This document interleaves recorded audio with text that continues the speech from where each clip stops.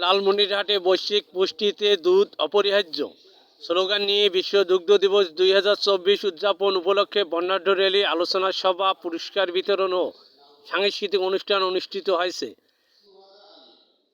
শনিবার সকাল 10টায় লালমনিরহাট জেলা পরিষদ মিলনায়তনে লালমনিরহাট জেলা প্রাণী সম্পদ দপ্তর, প্রাণী সম্পদ ও ডেইরি উন্নয়ন প্রকল্প LDDP, প্রাণী সম্পদ অধিদপ্তর, মৎস্য ও প্রাণী সম্পদ মন্ত্রণালয়ের বাস্তবায়নে এ অনুষ্ঠান অনুষ্ঠিত হয়।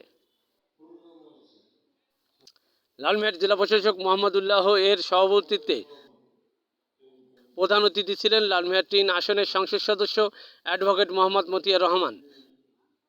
এতে বিশেষ অতিথি ছিলেন লালমনিরহাট পুলিশ সুপার মোহাম্মদ সাইফুল ইসলাম, লালমনিরহাট পৌরসভার মেয়র মোহাম্মদ রেজাউল করিম স্বপন, লালমনিরহাট ডেইরি অ্যাসোসিয়েশনের সভাপতি মোহাম্মদ আব্দুর রহিম, প্রধান সমন্বয়কারী লালমনিরহাট জেলা প্রাণী সম্পদ কর্মকর্তা ডাক্তার মোহাম্মদ জাহাঙ্গীর আলম।